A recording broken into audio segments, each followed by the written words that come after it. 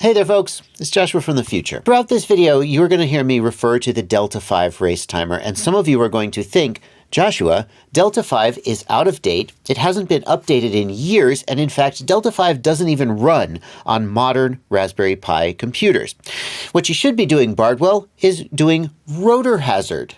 Yes, that is what I will do after I get 2/3 of the way through the video and discover all of those things that I just told you and run into a dead end. Don't worry. I will not show you any of the footage that leads you down a dead end and wastes your time. I wasted my time, so you don't have to. But if in the first 2/3 of the video you hear me say Delta5, Delta5, Delta5, and you're thinking, is this a dead end? Don't worry, it's not. We're going to end up in a good place with a working lap timer. I also need to tell you that this tutorial is going to be based on the hardware that you see here, which uses 4 Arduino Nanos for the sensor nodes and a Raspberry Pi to run the main software.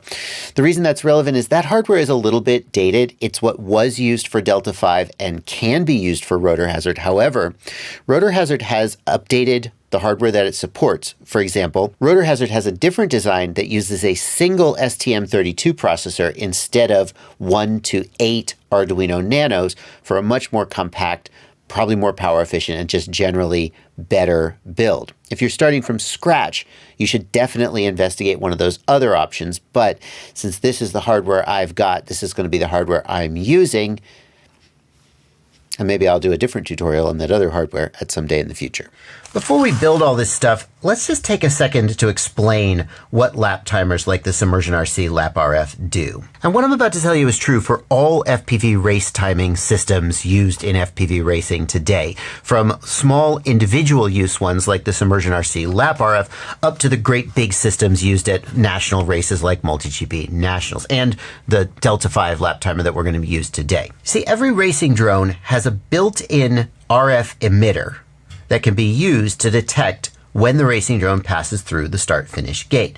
And that is the video transmitter. Whether it's an analog video transmitter or a digital one, on board the quadcopter is an RF device that's transmitting a signal at a relatively fixed power output. And what you can do is you can measure the signal strength of that signal as the quadcopter approaches the start-finish gate. And as the quadcopter approaches the start-finish gate, the signal strength will rise. And as it passes through the start-finish gate, the signal strength will peak. And then as it flies away to start the next lap, the signal strength will drop off. And if you simply monitor the channel and watch the signal strength, you'll see that peak, and that tells you the exact time at which the quadcopter flew through the start-finish gate. And then all you have to do is look at all of the 8 channels that are in use on the race. Usually it's 8 channels, it doesn't have to be. You just monitor all 8 of those channels and you watch the signal strength and then you measure the time between the peaks. And this sounds kind of like there are a bunch of ways where it like wouldn't be accurate or wouldn't work well. And there are a couple of caveats, but in general, it provides very, very precise and very accurate lap timing, down to the hundredths of a second. And that's where we come to the Delta5 lap timer. Now I have to acknowledge that Delta5 lap timer is not the only sort of homebrew lap timer that is out there. We're going to be building this one for a couple of reasons. Number one, it is completely standalone. So a lot of these lap timers will connect to a laptop, which is running your race timing and event management system. Something like LiveTime or Rotorhazard are 2 pieces of software that are used to run races. And the Delta5 can do that as well, but a lot of people would want a standalone system. When we're done building this, it will be completely standalone. It'll have a little web browser interface you can log into, and it can run races all by itself. The other reason that I'm building the Delta5 is that one of my patrons said, hey, I bought a bunch of stuff to build a Delta5 lap timer, but I kind of feel overwhelmed by having to build it. Do you want to build it for me and make a video out of it? And I was like, well, okay. So that's what we're going to do. Peel the sticker. Must get a clean peel. Get a clean peel. See, the secret is don't pull like this. You won't get a clean peel. Pull this way. And it'll come off clean. It doesn't always. Here are the parts that we're going to need in order to build this race timer. The first one is this Delta5 race timer circuit board.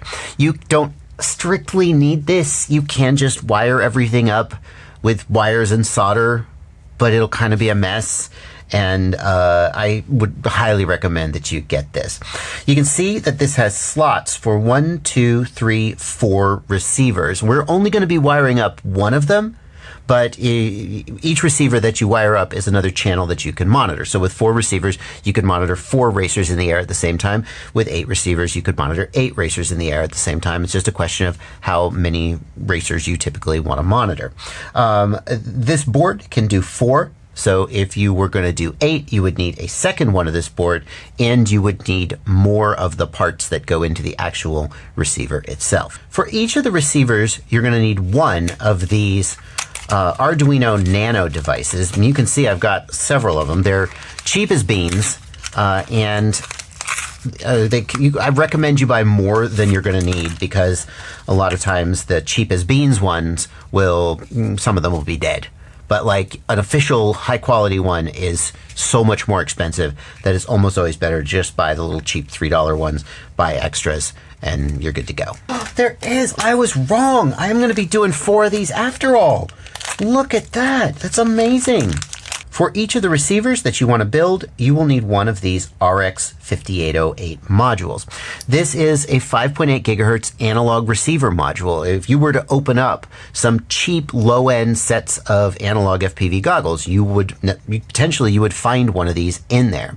This is not a very good receiver module in terms of being used as an FPV receiver, but in terms of measuring signal strength for the sake of lap timing, it's going to work perfectly well. You're going to want to make sure to buy a receiver module with the date code 2012-03-22. The reason that you want that is because it has been modified to be digitally controlled through an SPI interface, which is necessary for this project to work. If you buy one that doesn't have that date code, you can open it up. You literally have to take this metal cover off, and there's a component you remove to do the SPI mod, but that's a pain in the ass. Try to find them with this date code. For each of the receivers, we're going to need a few 1 kiloohm and 100 kiloohm resistors. You just buy a pack of 50 of each and you'll be good to go.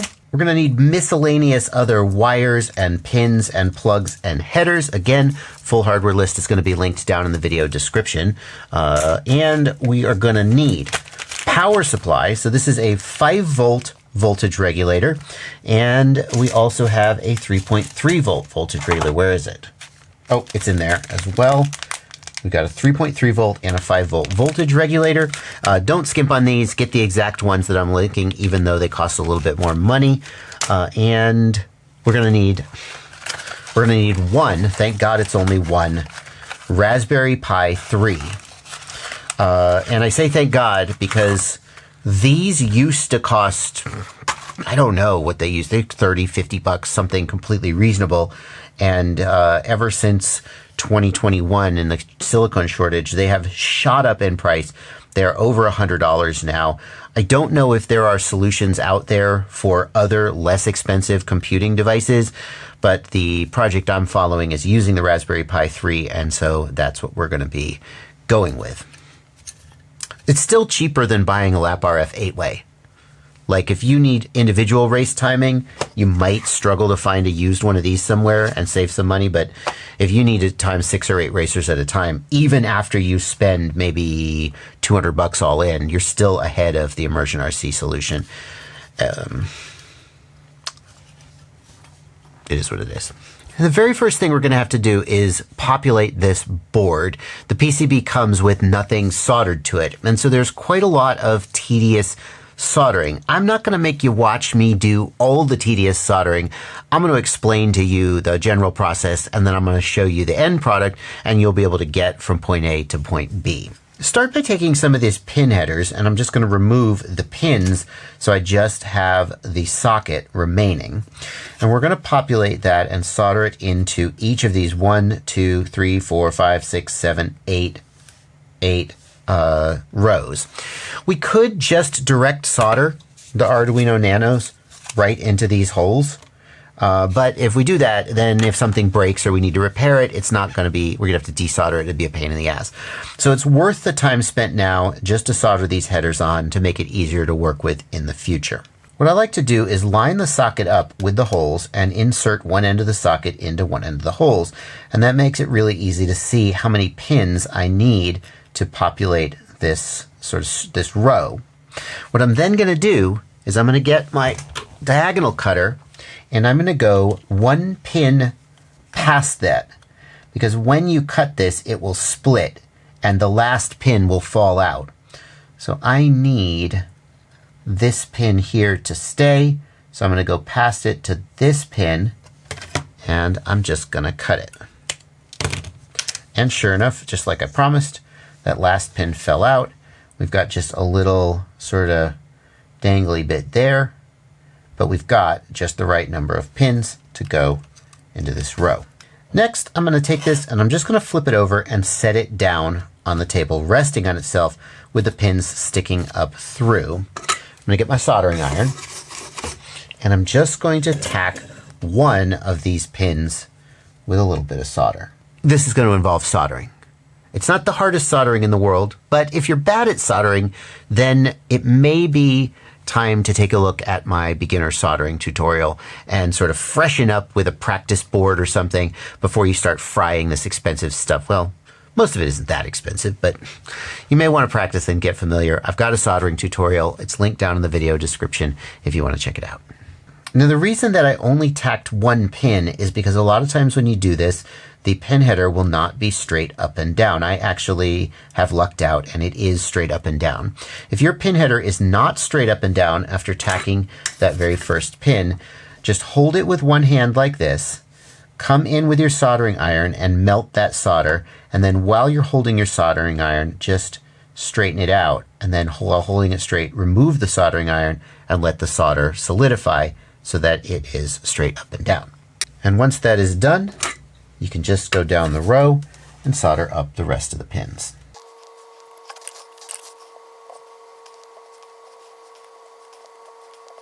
And once it's done, this is roughly what you want it to look like. First of all, we don't want to see any bridges between any of the pins. That's a no-no. You'll need to clean those out if that did happen to you. And you want to see each of the pins with a little sort of cone of solder connecting it to the circular copper trace that is the pin is going through. And I've just realized that the generous person who sent me the parts to build this didn't order enough of these headers. So I can't continue with this part just yet, but instead let's do some other prep while I wait for that stuff to come in the mail. Your Arduino Nanos may or may not have come with these pins already installed. If you can, buy them with the pins pre-installed. They'll save you a little bit of work. If not, you'll need to get a strip of pins like you see here, and you'll need to install them. Do the same thing that I showed you with the socket, where you stick the pins in, you solder one of them, and then you very carefully straighten them out while melting that solder. There's just one little gotcha with the pins, which is that if you, let's say we put solder on this one here, and then we're going to put our soldering iron on that one while we try to straighten it out and keep it from being crooked. If your thumb is touching this one while your soldering iron is flowing that solder, you will burn your thumb. So keep your thumb off the one that you tacked in while you're straightening it out. The next thing you're going to need to do is solder the pins onto the RX5808 module. I mean, technically, you don't have to do that. You could just lay it flat like so and solder each of those pads. But then if you ever needed to remove it for any reason, it'd be a real pain in the butt. Soldering these pins on is a little different than soldering the pins that we've seen so far. We're just going to take a length of pin header and break it off so we've got the right number of pins. And soldering it up, this is the second time I've done this. The first time I did it wrong. I soldered one of them to tack it on, just like I showed you previously, and then I slipped with my hand and I bent it and I ripped the pad off. They're really hard to solder to because they're only half circles, and you can't really get your soldering iron in to touch that half circle because this shield is in the way. It's a real pain in the ass. I'm going to show you what seems to have worked best for me. And what seems to have worked best for me is to solder the pins on upside down, because at least then this shield isn't in the way, this metal shield is in the way, and you can kind of get your soldering iron in there. And then you might be saying, well, yeah, but then how do you plug it into the socket? Well, what I'm going to do is I'm going to very carefully slide this off. I'm just going to put it on the table and press down on it. That way I'm not stressing the solder pads at all. No, I fucking broke it again, and I ripped off another pad. Okay, well, that one's ruined. Fortunately, that's the one I ruined the first time, so I've only ruined one of them. What seemed to work the best for me was to put the pins into one of the pin headers that's already soldered to the board, and then sort of press the 5808 module up against the pins, and then come in from the top and solder it. It still was kind of a pain. I really should have been using a smaller soldering iron tip. Okay, well, it worked okay. It worked all right. It's a little crooked, but I'm going to accept that as a win. After you've done that, get your multimeter and put it into continuity check mode, so that when you have continuity, you hear the beep. And what you're going to do is you're going to check all of the pins for continuity to this metal shield. There should not be continuity, except if you flip it over, you're going to see there's two pads or pins labeled ground. Ground and ground. They will have continuity to the shield because the shield is grounded. None of the other pins should have continuity to the shield. You wouldn't want a solder blob to be touching the shield and then creating continuity. Oh, well, now that I know how to do that, I could probably do it again without ruining anything. It just had to ruin one to figure out how to do it. Hopefully my pain is your gain. A smaller soldering iron tip would also have helped. I just don't have one. Here's the result that you're going for. I have soldered on all of the plug headers, 1, 2, 3, 4, 5, 6, 7, 8 here, 1, 2, 3, 4 here, and we've got 2 here for the power supplies. In addition, I've got 3 pairs of pins soldered here at the edge, and the same thing on the other side. And across the top, we've got 1, 2, 3, 4 pairs right there. Now those pins are going to come in a row, kind of like this, and you'll just cut them to separate them to make the number that you need. Next, we're going to solder on these resistors, which are required for some reason. I don't know. Circuit says put resistors in, so that's what I'm going to do. These are the 1 kilo ohm resistor. You can tell because they're marked 1K. There you can tell by getting a multimeter out and measuring the resistance, or if you know how to read them, you can tell by looking at the stripey pattern here. I'm just going to go from memory. We're going to need 12 of the 1 kilo ohm resistors, 3 for each channel, that is. Since we're doing 4 channels, we'll need 12 of them. And if you've never soldered this type of component before, what you do is you put one leg through one hole, one leg through the other hole, like so. Then you sort of pull it through from the other side, and you can just bend the legs out like that so it stays in place, and then you come back and you solder them all after you've placed them. It doesn't matter which direction you put the resistors. Resistors are not directional, so you can't really get this wrong as long as you make sure to put the legs in the top and bottom as shown by the diagram. Once you've got the 1K resistors placed, you can do the 100K resistors the exact same way.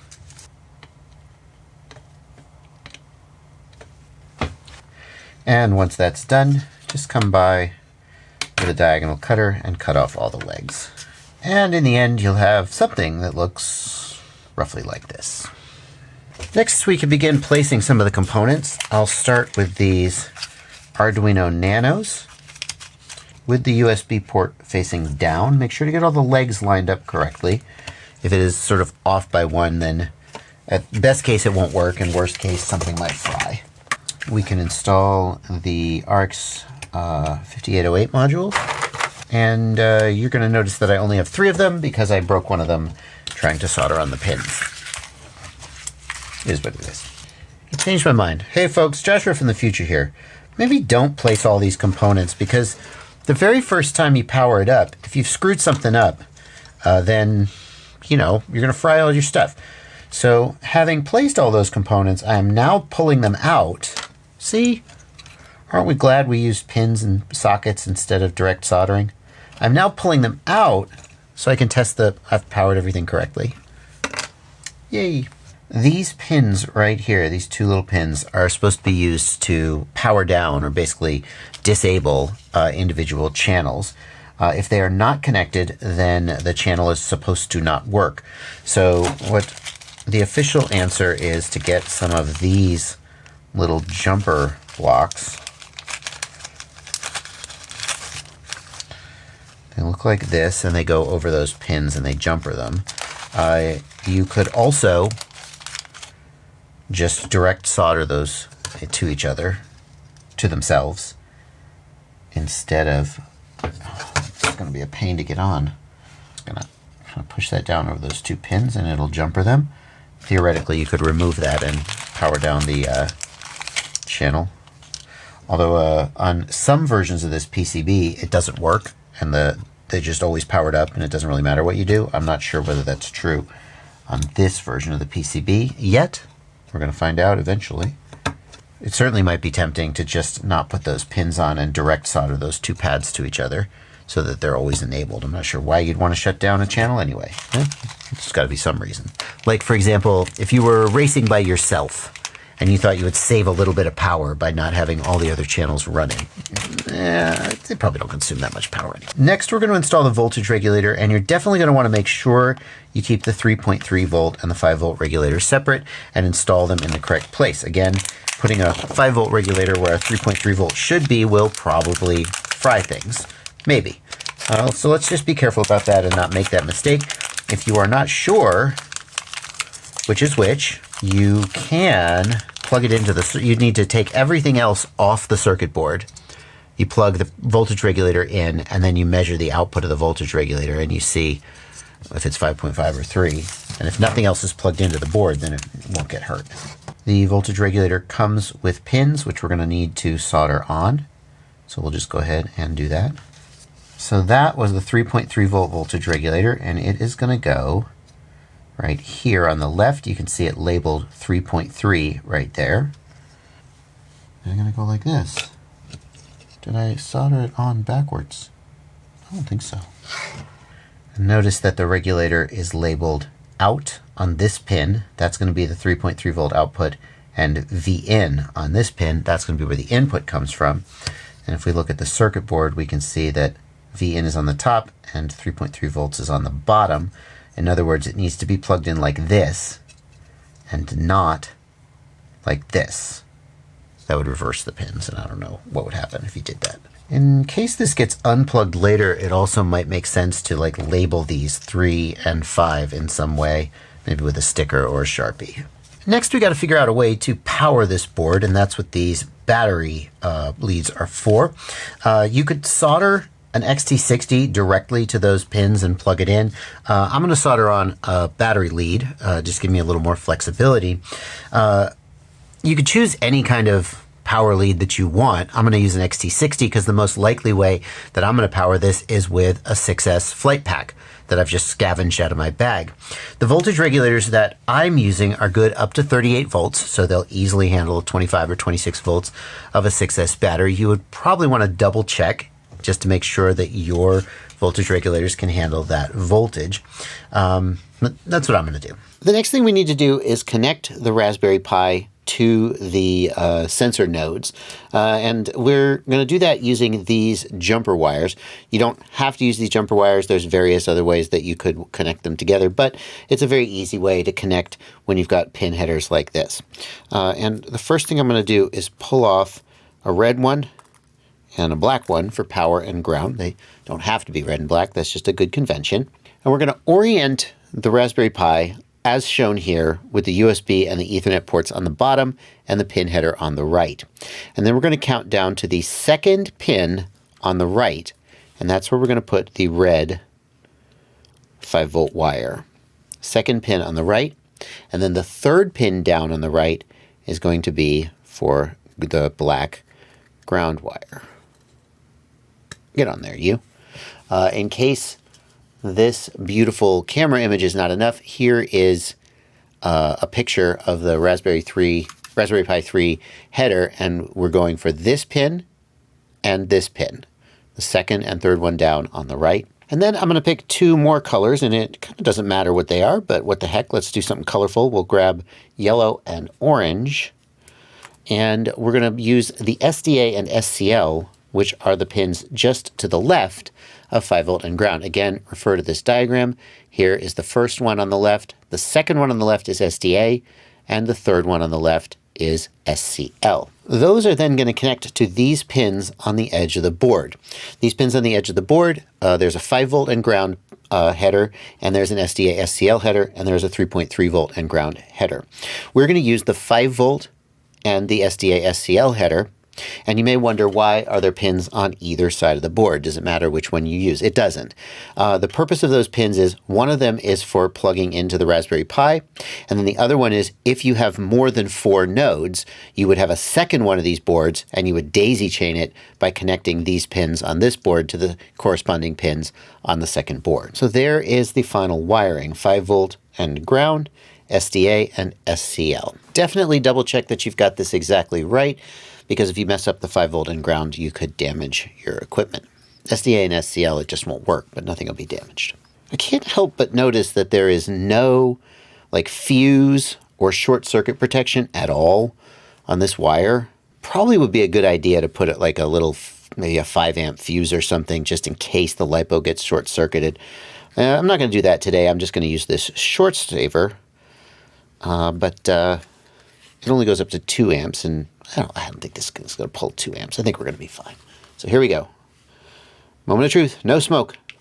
Nope. It's a good sign. Light came on. No smoke came out. I guess I probably have it wired correctly. Yay, me. Now we come to the part of the video where we shift gears from Delta5 to Rotorhazard. And the first thing we're going to need to do is get our Raspberry Pi working. We're going to do that by downloading the Raspberry Pi imager from this URL, linked down in the video description. Once we've downloaded the Raspberry Pi imager, we're going to take a micro SD card and we're going to insert that into our computer. Then we're going to click Operating System and choose Raspberry Pi OS. Storage, and we're going to choose the SD card that we put in. Don't choose any other drive, because the drive that we write this to is going to get wiped. So here is, which is the right one? See, G is my actual hard drive. I think I want F. Yes, F. And then we're going to click the gear icon, and we're going to make some changes to this configuration. We are going to enable SSH, use password authentication. The username is going to be admin, and the password is going to be admin. I know you shouldn't do that. I don't care.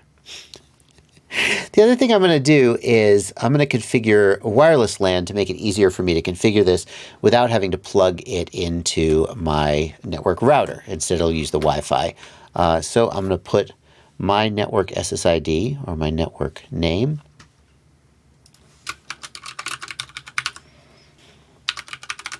and my password, and country is, it's USA, right?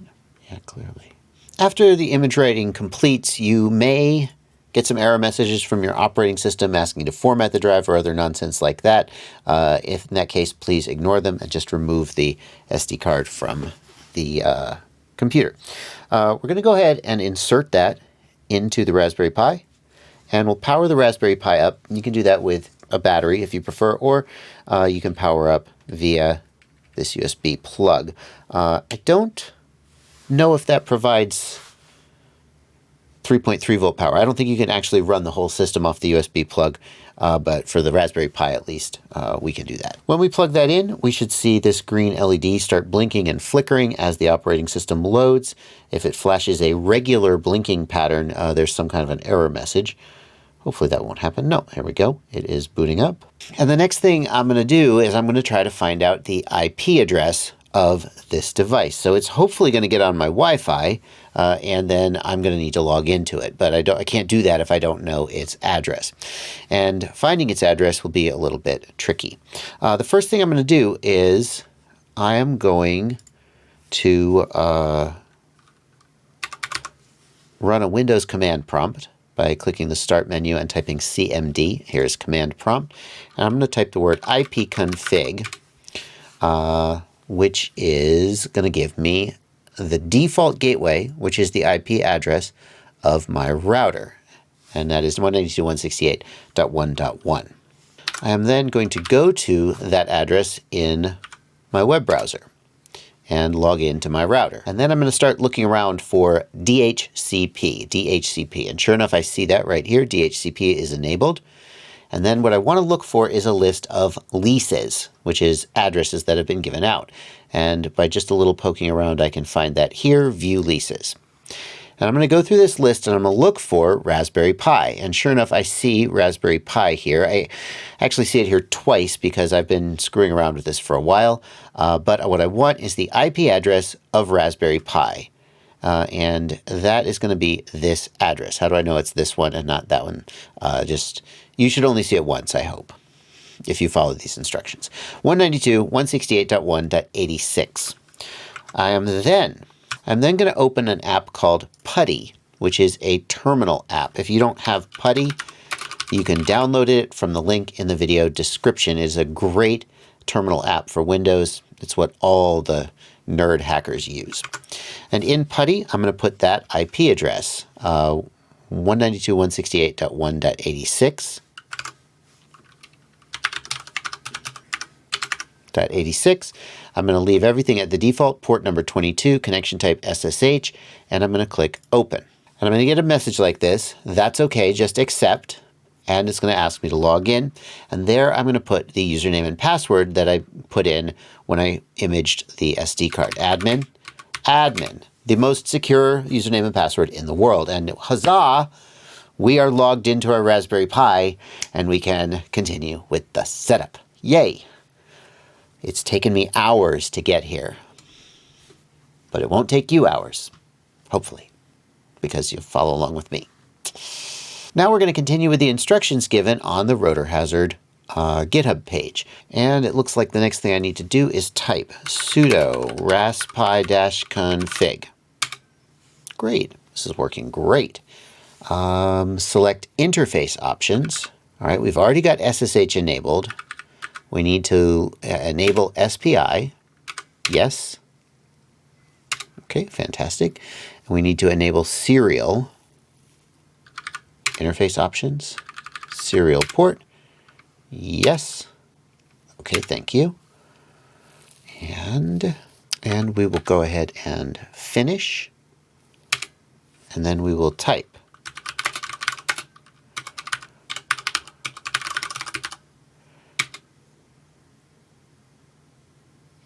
Add the following lines to the end of the file. Okay. Copy. How do I get to the end of the file? Down arrow. Okay. Doodly doodly doo. Okay, there's the end. Enter. Can I just hit Control V? No. Right click. Right click pastes. Great. If it is a Pi 3 or older, then add this line. It is a Pi 3, so I need to add that line. And my hardware is not the S32 B-pill setup. This is the Delta5 hardware, so we do not need that part. And then save and exit. Control X, Y, enter. Great. And then we type this line. Can I just copy paste this? Control C, right click. Oh yeah. Boom. Don't even need to manually type it. Whew.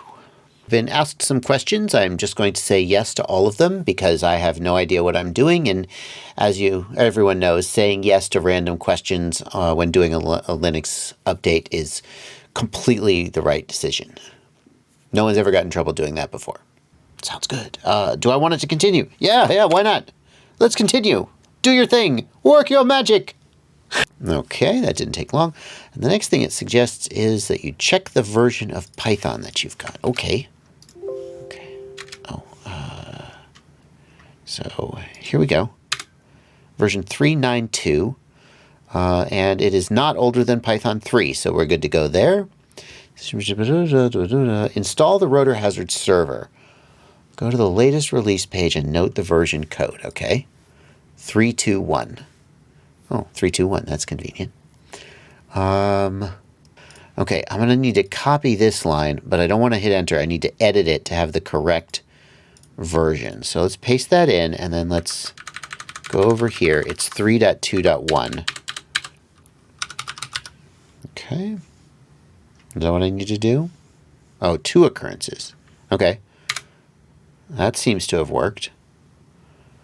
And then this line. By the way, I'm pasting by right-clicking. Did I point that out? And then this line. And I need to again change the 1, 2, 3 to the current version, which is conveniently 3.2.1. Okay. And then this line.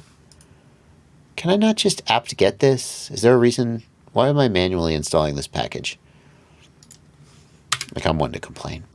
And then this. Let's copy that and... Oh! Looks like it's working. Cool. We'll let that run. Okay, that is done. Next, set up the config file. Copy the config.dis.json file to config. Okay. Guess what? We're just going to copy. Am I in the right folder? PWD. See, I told you I knew a thing or two. We are in the right folder. We're just going to paste that line in. Great. Modify the admin username and admin password values. All right. Nano config.json. So this is a text editor. And the username is admin and the password is Rotorhazard. I'm fine with that. Control X. Exit. Not going to change that at all. You can change that if you want to. We reboot the system. Okay. Sudo reboot. Sudo make me a sandwich. At this point, the Raspberry Pi should be ready to go. The next step is to get the relevant firmware onto these Arduino Nanos. That is, assuming you're doing the Rotorhazard hardware where you use Arduino Nanos and not the S32 B-Pill board version where you don't have Arduino Nanos, you have something else. In order to do that, we're going to need to download the Arduino runtime environment so we can compile the code and flash the Arduino Nanos. I've already done this once for Delta5, so I'm just going to show you that footage, and then we'll pick up back here with the actual downloading and flashing the code. We're going to need to download the Arduino programming environment. I've got a link to this webpage down in the video description below. We're going to go to downloads, and we're going to download Arduino IDE, whatever the latest is. At this time, it is 2.04. And I'm going to choose the Windows installer. I have previously contributed to this project more than once, so we're going to skip that right now. And when that has finished downloading, we'll go ahead and run the installer and complete the installation. The next thing we need to do is go to this page on the Rotorhazard GitHub, linked in the video description below, of course. And this is where we can download the Rotorhazard node firmware or node code. You're going to want to remember the version of Rotorhazard that you've configured on the Arduino. It was 3.2.1. And we're going to find that same version. They have to match. So here's Rotorhazard 3.2.1. That's what I flashed onto the Arduino, and that's what we're going to download. And let's see. If I just click here, what happens? I need a zip file. Sourcecode.zip. That's what I need. We're going to click and download that. And then we're going to need to copy this to our Arduino sketch folder. In order to do that, I'm going to run the Arduino IDE. I'm going to click File, Preferences, and then I'm going to look for the sketchbook location. That is where we're going to need to put this project. So let's just open up an Explorer window, and we're going to paste that folder name, or we can navigate there manually. And we're going to take this Rotorhazard 3.2.1 folder out of the zip file, and we're going to drop it in the Arduino folder. Then we're going to click File, Open. We're going to go into the Rotorhazard 321. We're going to go into SRC. We're going to go into Node, and we're going to open node.ino. Now you can see right here, I've got 4 nodes, and I've got 4 Arduino Nanos. We're going to need to flash each of these individually, and we're going to need to change the file slightly between each time we flash them. So I'm just going to plug in the first one here, and let's just call this number 1. It's a mini USB. Arduinos have a mini USB connector, not a micro. Thankfully, I have an adapter from way back when I used to deal with X9D radios that had mini USB on the back. Okay.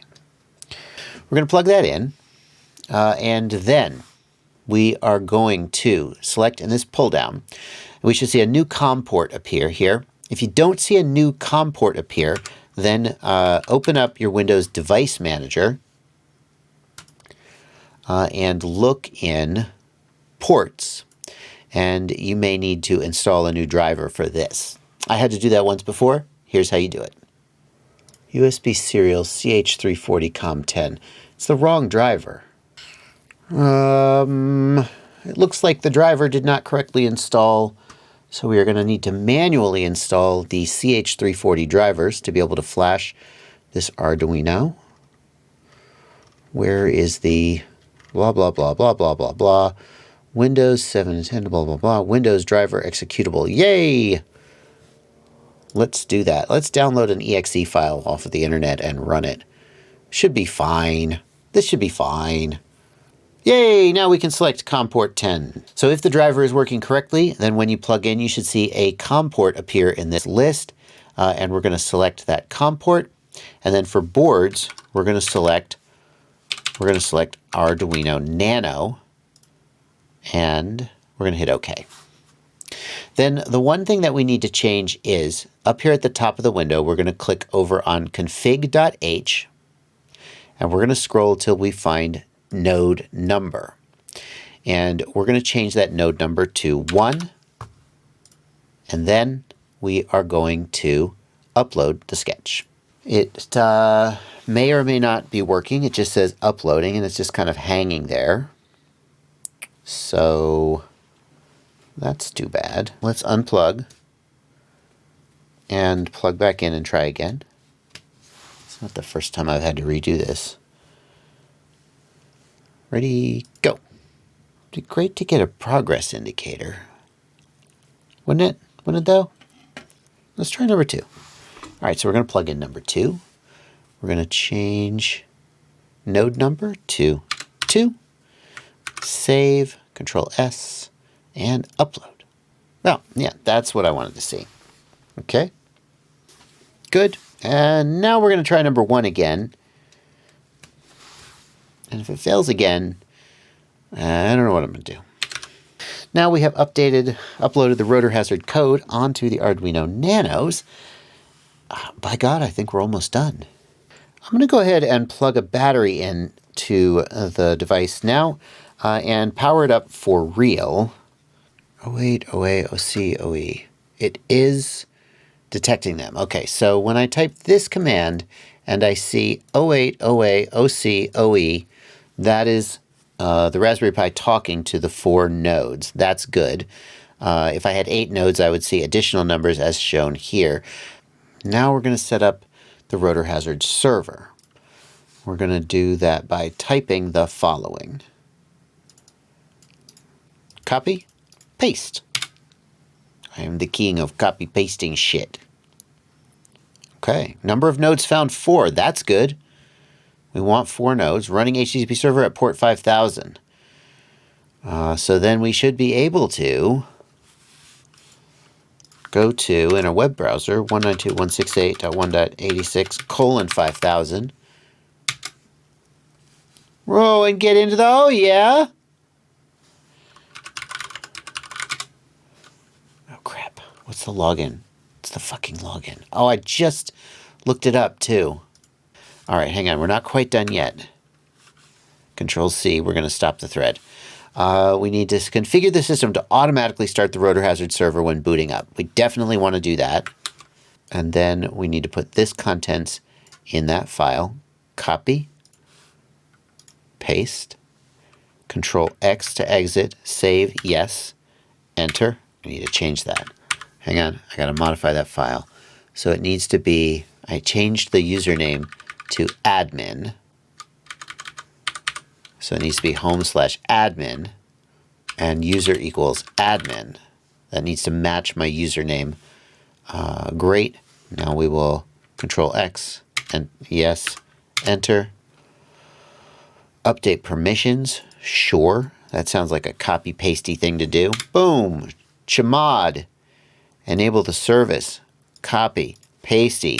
Enter. I have the power of copy and pasting into the Linux command line. That's all anybody needs to do. A system shutdown should always be performed before unplugging power. As if. As if. As if. You can go to the settings page and do shutdown. Okay. Sure, we're going to do that. Oh, this seems like a good thing to do. Yeah, this seems like a good idea. This is going to let us access it more easily. Copy, paste. Okay, and when that's done, we can access it without having to type :5000. 192.168.1.86. Without, just boom. And it'll work. Okay, perfect. That's nice. Admin Rotorhazard. And now we have, I think we have a working, let's like check sensor tuning. Like, let's just see if it freaking works. Jesus, I've been at this for literally hours. This is like 3 days I've been working on this. And I think we're about to have a big freaking payoff. Hold on. Here we go, kids. Always plug in with your props on. That's what they say. Oh, that's what they say you should do. Oh, we got some blips. We got some blips. We got some blippage. I really need to be on race 8. How do I change the frequency setup? Node 4 doesn't exist because I don't have broke my ARCS 5808 module. How about we change this guy to race 8? Oh yeah. Look, it's picking it up. Watch. Hold on. If I put my hand over it, does it go down? It totally does. It totally does. Oh, yes, it's working. It's working. It's freaking working.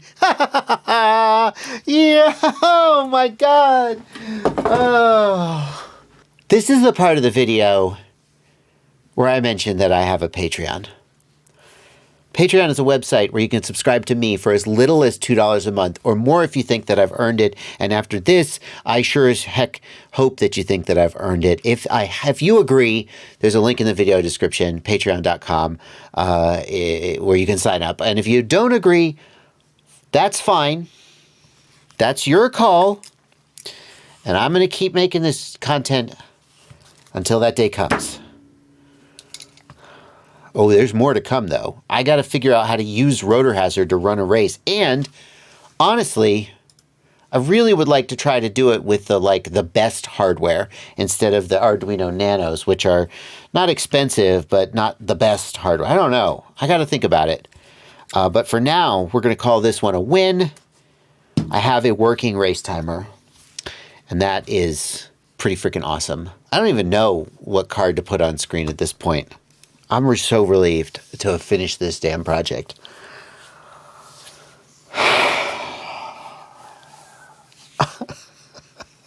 Yeah. Son of a bitch. Oh. I'm done.